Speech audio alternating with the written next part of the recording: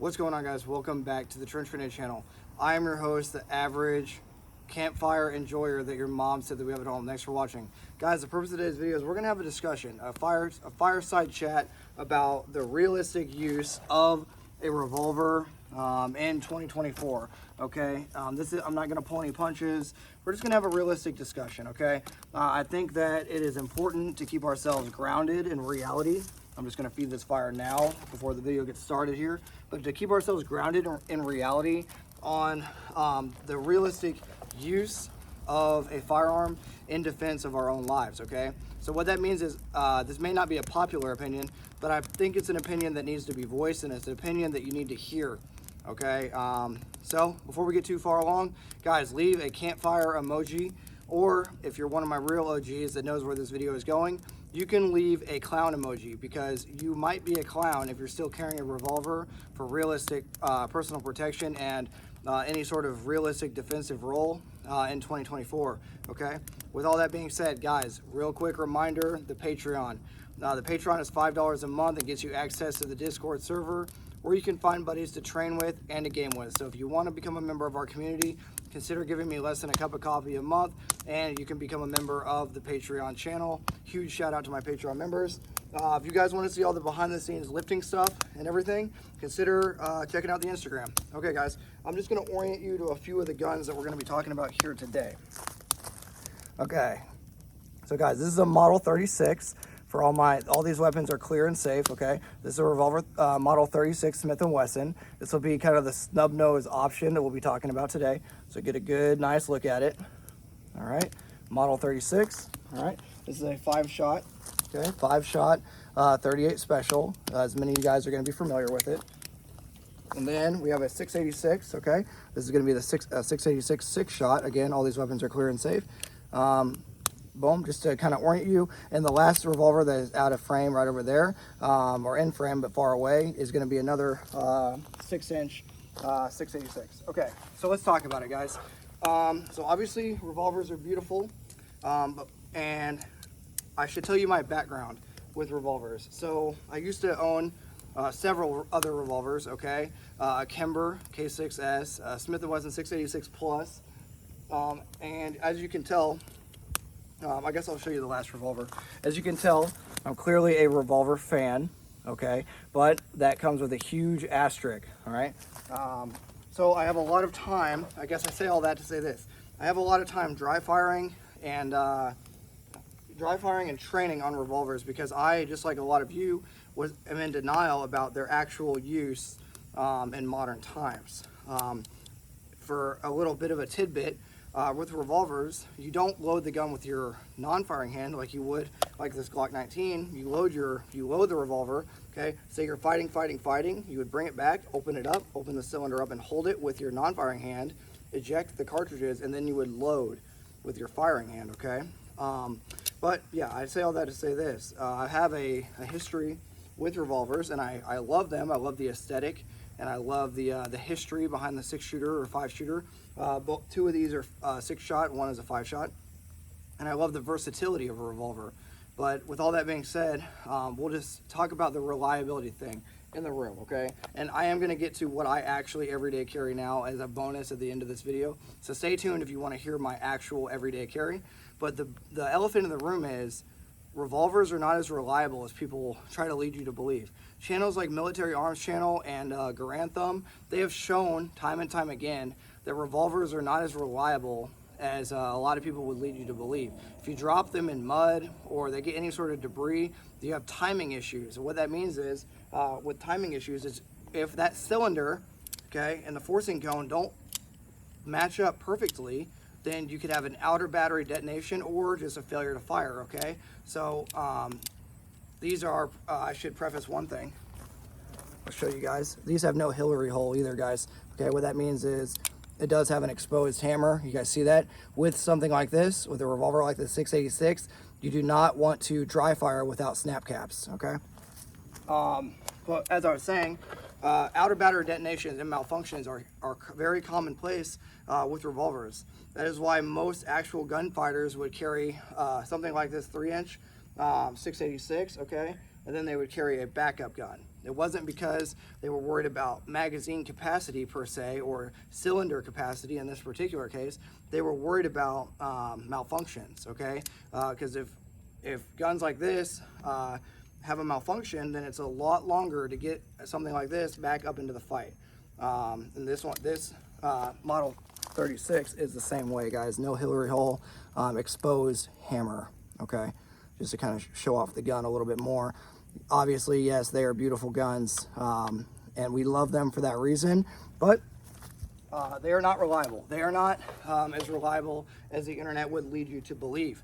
The only real use is for a pocket gun, and even that, I'm going to show you a better option in a minute, but a pocket gun, because of the safety feature of the long double action pull, okay? Obviously, you can go muzzle contact. What that means, if the whole fantasy of somebody is on top of you, you can put this gun against them and defend yourself with it in that manner.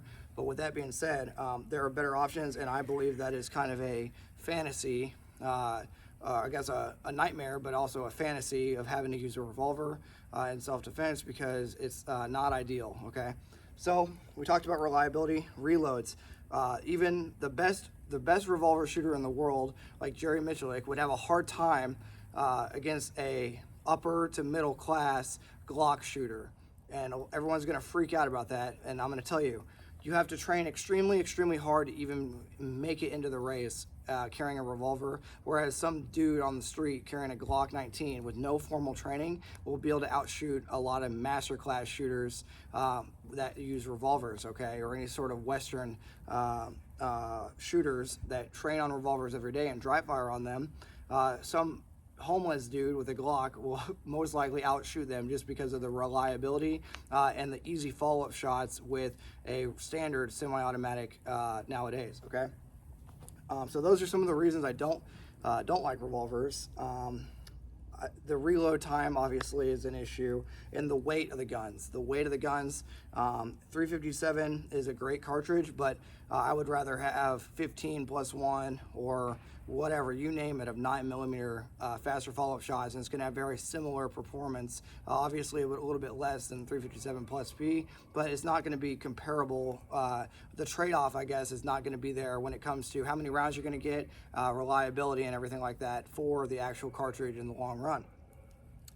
Some things I do like about revolvers are the history. They're beautiful, okay? They're fun to carry. They're a good barbecue gun or something like that. But the realistic application of the weapons are not there anymore. And the ammo prices are insane for 38 Special and 357. So that's another thing. If you're actually training with your weapons, you're going to have a serious problem trying to keep these things fed and actually training with them, as opposed to something like 9mm, right? A more common cartridge. But just to say a couple beautiful things, or a couple good things about them, they're beautiful. You can change out the stocks, which is the grips, okay? You can change out the stocks. They're fun to shoot. They're fun to give to a new shooter, like a heavier revolver, okay? Like with 38 Special, something like this 6-inch, okay? I'm trying not to flag myself, even though the gun physically cannot fire, because as you know, if the cylinder is out of the gun cannot fire, okay? Because there's no way for a cartridge to be lined up. But so this gun is impossible to fire, right? So the rules of weapon safety do not apply if the cylinder is open like this, because the cylinder is where the bullet goes. Crazy. Okay, anyway, something like this 686 with a 6-inch barrel is something that with 38 Special you could give to a new shooter and they would have a blast all day. Maybe a girlfriend or a smaller statured person. Something like this 686 would be a blast to shoot. So I'm not attacking revolvers in the sense of their beauty and their aesthetic, I guess, and their history. It's more of, I want to keep you guys alive. So if this hurts your feelings, I love revolvers too. It's just they're not ideal, okay, anymore for defense. So obviously I'm a Smith & Wesson fan due to the release of the cylinder, because you push forward. Those of you who don't know, on these 686 you just push forward, okay, and the cylinder will pop out. So yeah, that's the revolver discussion. Now let's talk about what I actually recommend, okay? This weapon is hot. This is a Glock 19, okay? I guess I'll show it off just like I showed off the other stuff. This is a Glock 19, okay?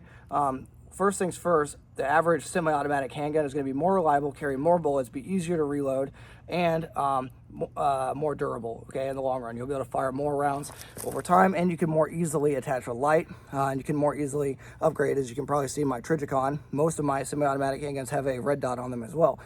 So yeah, those are just the things right off the bat. As far as ease of use for something like this Glock 19, obviously there's Smith & Wesson and all kinds of other semi-automatic handguns that are available today, but this is just an example. Ease of use with holsters. Typically I'll run something like these revolvers in an old, not an old, but an old school style like Galco holster or DeSantis or something like that, a leather holster, right? Just for the vibes, and that's just what you should carry a revolver in. But as far as holster compatibility, I'm going to tell you what I actually recommend. Since I've talked about what I don't recommend, let's talk about what I do recommend. So obviously this is a Safari Land. You guys have seen it on the channel a ton. It's just what I use for hiking and stuff like that, okay? This is I believe the iron side from T-Rex Arms. All right, you can get these for like, I don't even know, 50 or 60 bucks from whatever company you want. Customizable Kydex holsters are great nowadays. So if I'm carrying outside the waistband, but still concealed, like with my shirt over it, this is what I would recommend, okay? So some sort of magazine carrier for 2 additional magazines. These are 19 round magazines, okay? So you have a ton of extra capacity, and a light compatible holster that you can still conceal because the gun is very lightweight. So that is one option. 2 other options, okay, for carry are going to be something like this appendix holster, okay? Now, obviously, reholstering with an appendix handgun, you got to be careful, but that's where training comes in, right? Actually dry firing and getting to know how the setup works. Obviously, always slow to reholster with something like this appendix holster from T-Rex Arms, okay? And then I have another example for the 4 o'clock inside the waistband. It's a NSR Tactical, okay? Has 2 belt loops. You can only take them off one way if you intentionally try to take them off. They will, once they're clipped in, they cannot be pulled off from. There's a one directional buckle there, I guess, or you know what I'm talking about. Okay, so they're one directional and they're great. This is for my Glock 43X. And I'll show you one more option, guys. One more option, and then we'll get you guys out of here for dinner or the gym or whatever you guys got going on, or your date tonight. One other option, and the FUD in me, if I'm going to the gym or something, this is another great option. This is a Glock 43X, okay? It does have the same type of night sights in a Galco Classic Light. This is another great option for concealed carry, and it's a good vibe, and it might get you laid or something, I don't know. But yeah, Galco Classic Light is also a vibe. So, we've talked about what I carry. Those are the options I actually carry with. Typically with either my Shadow systems, a Glock 19, Glock 19X, you name it. Pretty basic, right? Glock 43X. But in summary, guys, if you don't like revolvers, or if you do like revolvers, it doesn't matter. The biggest takeaway from this I want you guys to get is, yes, a revolver is still cool. I can agree with you there. Are they still beautiful? I can agree with you there as well.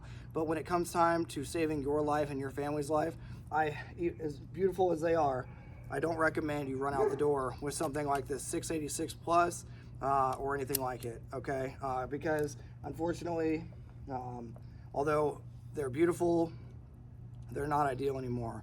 And no matter how much dry fire you put into something like this beautiful Model 36, no matter how much dry fire you put in with something like this, some homeless dude with a Glock 19 will probably be able to outshoot you if they are somewhat competent, okay? It's the unfortunate nature of if you have any sort of handgun training on a semi-automatic, and then you run into somebody that's way more trained, but they're running a obsolescent or obsolete weapon, then they're gonna have issues keeping up in that gunfight. Okay guys, I've talked a lot. Now I want to hear what you guys have to say. I want to hear what your guys' thoughts down in the comments. I want you guys to keep it respectful of each other. Remember to post your fire emoji or your fireplace emoji, okay? I want you guys to have some good conversation down in the comments. Let me know what your thoughts are on the revolver versus semi-automatic debate. If you guys know where I'm getting at with the reliability, tell a story where you've seen a revolver malfunction. Thanks for being here, guys. Please, I need a couple of you guys to consider going over to the Patreon It's $5 a month, and I'll send you a link to the Discord server where you can talk to me about why revolvers are actually amazing or whatever your thoughts are, and I'll have time to actually sit down and talk to you on the Discord server where we stay up late and play games and all this stuff. Thanks for being here, guys. I'm going to get this fire stoked back up, grab a beverage, and chill. I'll be in the comment section seeing why you guys love or hate revolvers, and we'll have a friendly discussion down there. All right, guys, until next time, it's going to be Trench Grenade, your average fireplace enjoyer that your mom said that we have at home, signing out. Cheers.